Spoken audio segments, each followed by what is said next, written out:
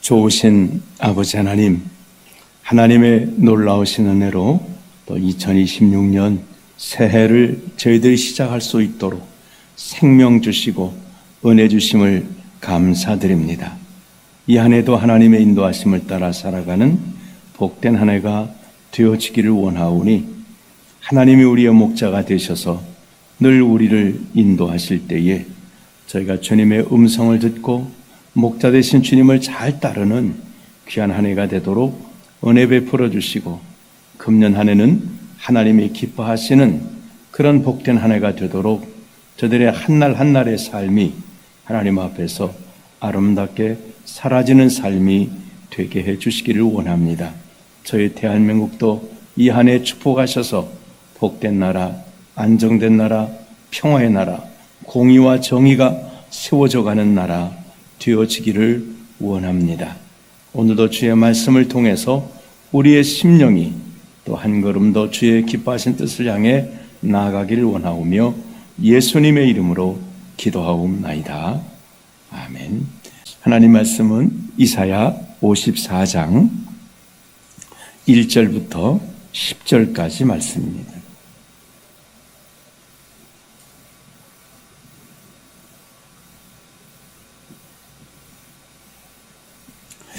이사야 54장 1절부터 10절까지 말씀입니다. 우리 말씀을 같이 합독하시도록 하겠습니다. 잉태하지 못하며 출산하지 못한 너는 노래할지어다. 산고를 겪지 못한 너는 외쳐 노래할지어다. 이는 홀로 된 여인의 자식이 남편 있는 자의 자식보다 많음이라. 여호와께서 말씀하셨느니라. 내 장막터를 넓히며 내 초소의 휘장을 아끼지 말고 널리 펴되 너의 줄을 길게 하며 너의 말뚝을 견고히 할지어다. 이는 내가 좌우로 퍼지며 내 자손은 열방을 얻으며 황폐한 성읍들을 사람 살 곳이 되게 할 것임이라.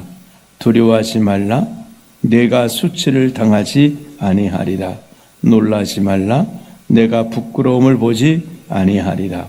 내가 내 젊었을 때에 수치를 잊겠고 과부 때의 치욕을 다시 기억함이 없으리니 이는 너를 지으시니가 내 남편이시라. 그의 이름은 만군의 여호와이시며 내 구속자는 이스라엘의 거룩한 이시라. 그는 온 땅의 하나님이라 일컬음을 받으실 것이라. 여호와께서 너를 부르시되 마치 버림을 받아 마음에 근심하는 아내 곧 어릴 때에 아내가 되었다가 버림을 받은 자에게 함과 같이 하실 것임이라. 내 하나님께서 말씀하셨느니라. 내가 잠시 너를 버렸으나 큰 긍휼로 너를 모을 것이요 내가 넘치는 진노로 내 얼굴을 내게서 잠시 가렸으나 영원한 자비로 너를 긍휼히 여기리라. 내 구속자 여호와께서 말씀하셨느니라. 이는 내게 노아의 홍수와 같도다.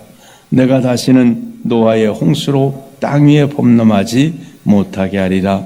맹세한 것 같이 내가 내게 노하지 아니하며 너를 책망하지 아니하기로 맹세하였노니 산들이 떠나며 언적들은 옮겨질지라도 나의 자비는 내게서 떠나지 아니하며 나의 화평의 언약은 흔들리지 아니하리라. 너를 긍휼히 여기시는 여호와께서 말씀하셨느니라. 아멘. 이제 2026년 새해 또 하나님께서 저 은혜로 인도하셔서 복된 한 해가 되시기를 바랍니다. 오늘 이 말씀은 그 잉태하지 못한 너, 또 과부된 너, 뭐 이런 소개가 되고 있습니다. 그러니까 이스라엘은 하나님의 은혜로 사는 자들인데 그게 마치 그 결혼한 부부와 같다는 겁니다. 하나님은 남편이시고 이스라엘은 아내와 같다는 거예요. 그래서 이스라엘이 하나님과 좋은 관계를 가질 때는 정말 복된 은혜를 누리지만 그러지 못할 때는 여기 과부가 되었던 혼자가 된 이런 이제 삶을 살아가게 된다는 것입니다. 우리도 마찬가지겠죠. 2026년 한 해를 우리 혼자 살아간다면 정말 잉태하지 못한 그 여인처럼 아무것도 우리에게 정말 주어질 결과가 없을 겁니다. 그러나 하나님이 함께 하신다면 우리 삶은 축복을 잉태할 수 있고 출산할 수 있고 또 하나님의 축복을 누리며 살아갈 수 있다고 하는 것입니다. 자, 오늘 말씀 이제 1절에 보시면 잉태하지 못하며 출산하지 못한 너는, 잉태도 못하고 출산하지 못한 것은 무슨 말일까요? 이게 이제 하나님 앞에 이제 버림받아 그래요. 지금 이제 바벨론으로 붙들려 가고 이렇게 되는 것은 왜 그러냐면 남편 대신 하나님의 능력이 없어서 그런 게 아니라 이들이 하나님을 떠났기 때문에, 하나님을 버렸기 때문에, 마치 호세아와 고멜의 사건을 통해서 보여주는 겁니다. 정말 호세아가 그렇게 아내를 고멜을 그 음란한 여인을 사랑하는데도 틈만 나면 도망가는 거예요. 도망가서 남의 아내가 되어 있고 도망가서 또 이렇게, 그러니까 늘 그러면서 결국은 팔려, 그렇게 해서 잘 되느냐? 아닙니다. 돈에 팔려가는 거예요. 그러면 또 호세아가 돈을 주고 또 데리고 와서 그러지 말고 좀 잘 살아라, 이렇게 이야기해요. 또 도망가고. 이스라엘이 그런 겁니다. 남편 없는 여인처럼 살아가는 거예요. 그래서 잉태하지 못하면 출산하지 못하다는 것이 지금 남편하고 관계가 이 각방세는 아니면 지금 도망갔든지 이런 상황입니다. 출산하지 못한 너는 노래할지어다. 이제 근데 노래하라는 거예요. 바벨론으로 포로 붙들려가서 하나님의 은혜를 누리지 못하고 살았던 너지만 이제는 노래하라는 거예요. 산고를 겪지 못한 너는 외쳐 노래할지어다. 하나님의 은혜를 잉태하지 못했다는 거예요. 근데 이제는 외치라는 거예요. 이는 홀로 된 여인의 자식이 남편 있는 자의 자식보다 많음이라 여호와께서 말씀하셨습니다.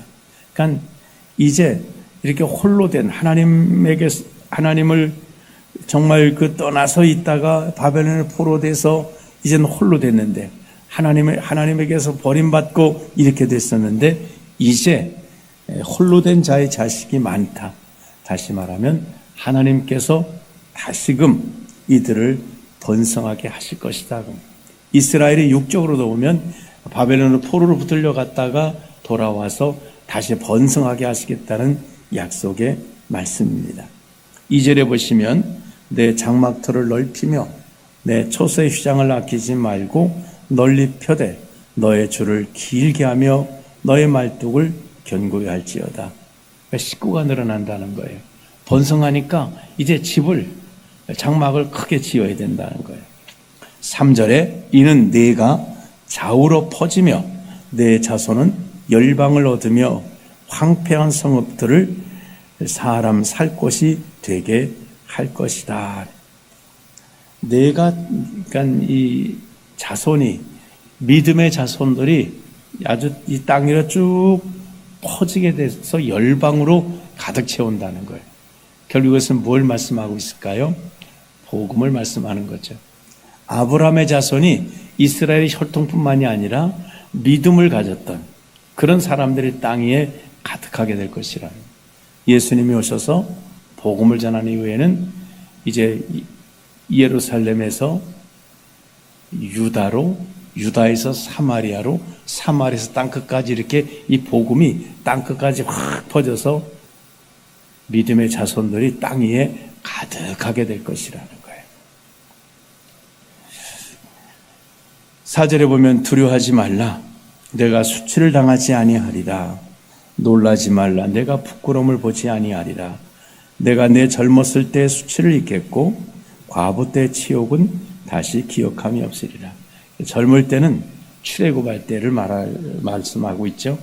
그 다음에 과부 되었을 때는 바벨론의 포로로 붙들려 갔을 때, 그러니까 가나안 땅의 삶은 하나님과 결혼한 것과 같은 거, 신혼집 차린 것과 같아요. 그래서 거기에서 정말 살다가 이 문제가 됐는데 하나님께서는 그런 수치를 다 기억하지 않게 하시리라는 거예요. 자, 5절에 이제 말씀합니다. 이는 왜 수치를 기억하지 않게 된가 하면 너를 지으신 이가 내 남편이시라.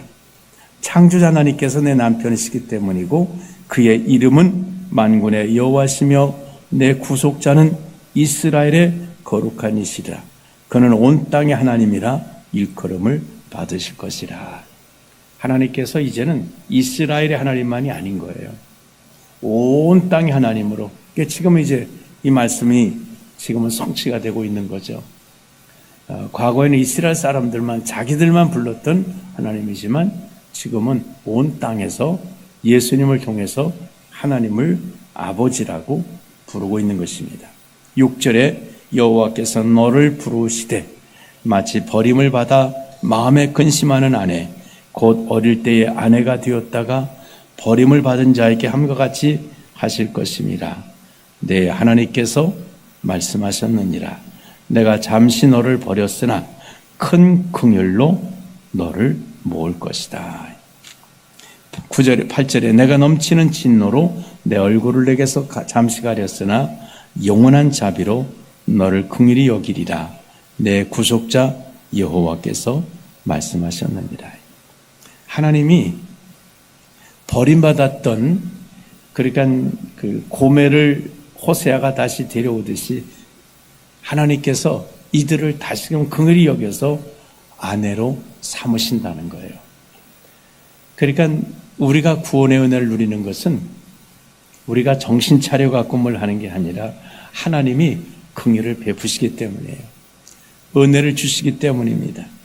9절에 말씀하십니다. 이는 내게 노아의 홍수와 같도다. 내가 다시는 노아의 홍수로 땅 위에 범람하지 못하게 하리라. 맹세한 것 같이 내가 내게 노하지 아니하며 너를 책망하지 아니하기로 맹세하였노니.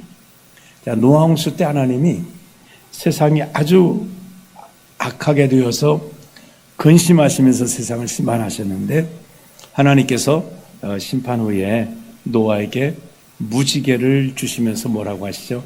내가 다시는 물로 심판하지 아니하리라. 그건 하나님의 결심이세요. 하나님이 맹세하시는 것이에요. 아주 무지개를, 이게 무지개로 말하면, 지금으로 말하면 인감 떼서 도장 찍어서 보중에, 공중에 준 것과 똑같습니다. 하나님은 그러면 사람들이 하나님 보실 때 노아 홍수 때에 정말 악해서 심판받았는데 앞으로 사람들이 노아 홍수를 통해서 정신을 바짝 차려갖고 다시는 그런 악을 행하지 않는가? 그러지 않다는 거예요. 사람은 여전히 노아 홍수 때처럼 또 악하고 또 악하고 악하게 되어져 가요. 그래도 하나님께서 마음에 결심하시기를 그럴지라도 내가 이들을 심판하지 않겠다. 그러니까 하나님의 긍휼하심 때문에 세상은 망하지 않고 사람들이 심판을 받지 않는 것입니다. 10절에 보시면 산들이 떠나며 언적들은 옮겨질지라도 나의 자비는 내게서 떠나지 아니하며 나의 화평의 언약은 흔들리지 아니하리라. 너를 긍휼히 여기시는 여호와께서 말씀하셨느니라. 산들이 언덕이 옮겨지고 산들이 떠나고 이게 무슨 말이겠습니까? 세상은 변한다는 거예요. 또 뭘까요? 사람들이 이렇게 흔들린다는 거예요. 하나님 앞에 정말 잘못 살다가 한번 어려움 당했으면 정신을 바짝 차리고 가야 되는데 사람들은 조금 지나면 또 흔들려요. 또 흔들흔들해가지고 또 죄성이 나오는 이런 인간의 모습을 갖게 된다는 거예요. 그런데 그럴지라도 내 화평의 언약은 옮겨지지 않는다는 거예요. 우리 사람들이 잘못하는 것 때문에 하나님께서 다 취소해버리고 이러지 않으신다는 거예요. 너를 긍휼히 여기시는 여호와께서 말씀하셨다. 우리를 하나님의 긍휼히 여기시니 우리가 하나님 앞에 자녀가 되고 일꾼이 되고 이렇게 하나님의 백성으로 살아갈 수 있다는 겁니다. 그래서 우리의 구원의 보증이 뭐냐면 하나님의 긍휼이십니다. 하나님의 맹세십니다. 언약이십니다.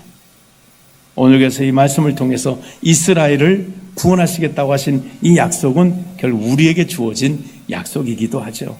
예수님을 통해서 복음이 증거되므로 열방이 이방이었던 우리도 하나님을 아버지라 부를 수 있게 되었고 그 긍휼을 입게 되었습니다. 우리 2026년 한 해도 오늘 하나님께서 우리를 인도해 주십니다.